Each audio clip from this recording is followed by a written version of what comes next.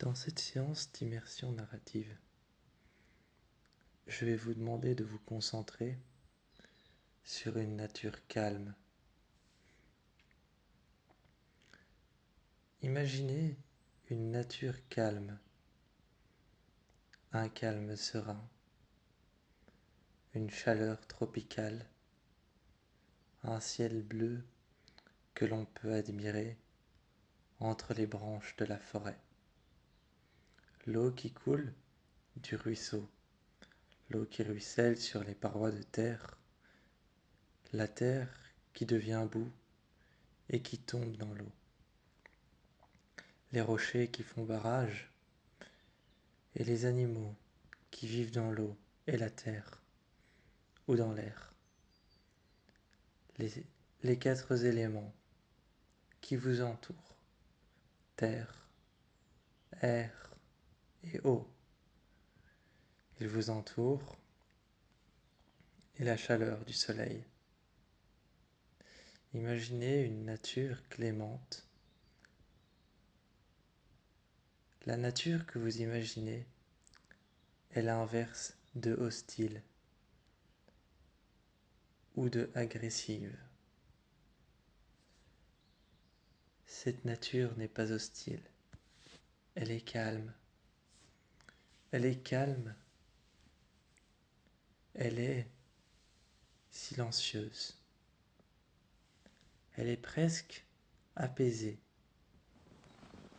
Elle fonctionne selon sa hiérarchie, une hiérarchie correcte, sans accroc, sans aucun problème.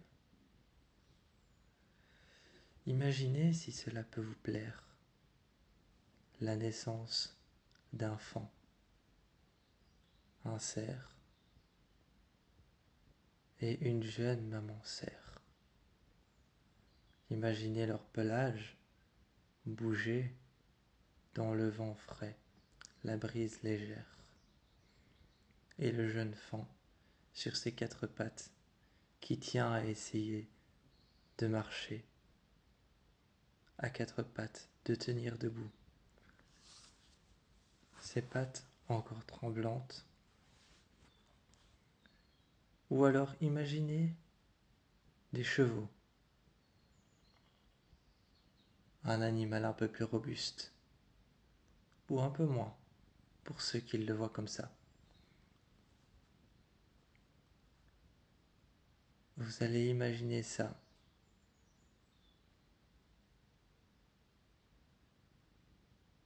Je vous laisse le temps.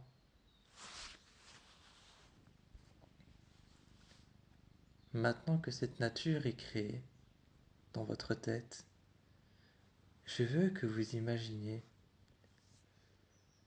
une texture noire, légèrement baveuse. Légèrement baveuse, presque un fluide noir, mais un peu baveux, spongieux, désagréable. Désagréable au toucher, presque comme de la salive, formant des filaments, de longs filaments noirs. Cette texture s'accroche à tout ce que vous avez vu de beau. Les animaux deviennent autre chose, se transforment et deviennent quelque chose de complètement irrationnel. Ils ne vous regardent plus avec le même regard. Ils paraissent métallisés. Ils paraissent métallisés. Ils paraissent plastifiés. Ils paraissent faux, mais imitant la réalité. Vous êtes désormais dans un monde où la nature existe encore, mais elle se fait transformer. Transformer dans le mauvais sens. Les racines deviennent de longs tuyaux de métal, flexibles. les arbres deviennent de longs embranchements. Les arbres deviennent de longs embranchements, de tubes noirs et flexibles. Les humains qui ont été touchés deviennent des humains, mais presque faux, presque réalistes, mais presque faux. Quelque chose cloche, et ils vous regardent. Ils imitent vos positions et ne bougent pratiquement jamais. Vous avez la boule au ventre, une peur qui monte et qui vous contamine. Le monde est froid, hostile, abandonné. Ce calme a disparu. Vous vous sentez en permanence observé par ceux qui vous entourent. Tout devient métal et plastique. Tout devient inaccessible. Toute nature a disparu. Un silence prend d'un coup le dessus sur tout ce que vous connaissiez avant. Les bruits d'accidents, les bruits de paroles dans les rues ont disparu. En peu de temps, toute la population de la Terre n'est plus que devenue fausse, une réalité autre, une réalité qui ne ressemble pas à la nôtre. En peu de temps, toutes les lumières se coupent et vous vous retrouvez dans le noir, plongé avec une équipe, avec des armes à feu. Avec des armes à feu, plongé avec une équipe, vous vous plongez dans cette fausse réalité, où tout est imité, pour paraître vrai, mais tout est complètement faux. Il y a ces hommes, complètement noirs, comme du carbone, qui ne bougent pas, mais leurs yeux laissent à dire qu'ils vous regardent, même si leurs yeux, eux aussi, sont noirs. Ils laissent à dire qu'ils vous regardent, qu'ils vous observent. Vous marchez avec votre arme, et le moindre bruit, le moindre bruit, la moindre feuille qui se casse, ou la moindre vitre qui se brise, vous saisit. Vous continuez à avancer. Vous vous tournez à gauche, à droite. Parfois, vous gardez votre arme en main, mais vous marchez à reculons pour être sûr d'être protégé. Vous continuez tout en sentant ce poids à l'intérieur de votre poitrine. L'élément le plus perturbant, c'est certainement le ciel, silencieux. Plus aucun avion, plus aucun oiseau, plus aucun vent. Le vent ne va plus à droite, au nord, à l'est, à l'ouest, au sud, et il n'y en a presque plus. Et vous continuez. Vous continuez d'avancer, encore, et vous vous retrouvez à l'intérieur d'une rame de métro. Les métros sont arrêtés, et vous en trouvez un.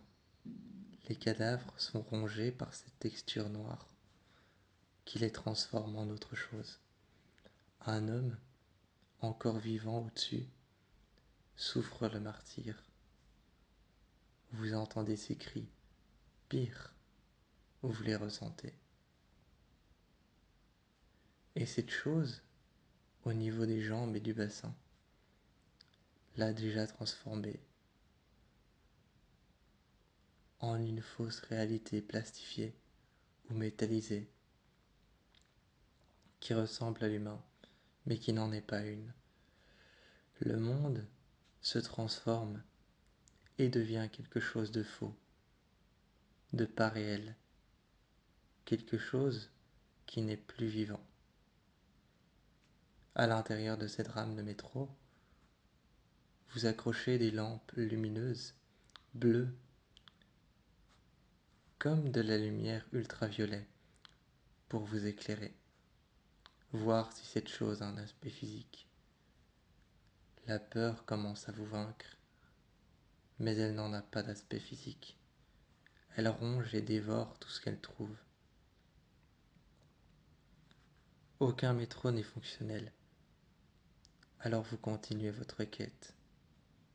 Le soir, vous dormez dans la rampe de métro et vous sentez cette chose, vous grimpez sur le pied et vous vous dites: est-ce que c'est mon tour ou est-ce que ce n'est pas mon tour? Tout de suite, vous découvrez que si vous la virez à temps, si vous la retirez à temps, elle n'a pas le temps d'attaquer votre organisme. Prenez le temps de visualiser cette chose qui monte sur votre jambe. Imaginez l'équipe ouvrir le feu. Les balles illuminent des choses noires qui ressemblent à des humains. Des choses noires qui ressemblent à des humains, mais qui sont un peu faux. Comme s'ils étaient en carbone, ou comme s'ils étaient en plastique. Et ces choses avancent et paraissent complètement fausses. Et pourtant elles avancent, comme si elles avaient des articulations, du sang et un cœur qui bat. Elles s'avancent petit à petit, et dans les feux, dans le fait que toute l'équipe a ouvert le feu, dans les balles qui sont tirées, dans la lumière légèrement faite et produite par les balles, vous pouvez apercevoir ces choses avancer. Presque comme des zombies technologiques. Des choses complètement zombifiées, mais à partir de matériaux qui ne sont pas vivants, qui ne sont pas humains, qui ne viennent pas de la terre ferme, du plastique, du caoutchouc, du carbone. Ces choses ne sont pas naturellement vivantes et elles vous attaquent. Un jour, vous réussissez à sortir de ce cauchemar qui se passe dans les endroits les plus obscurs, comme les rames de métro. Vous sortez de ces terriers dans lesquels se sont terrées ces choses. Imaginez que le soleil revient tout doucement, calmement.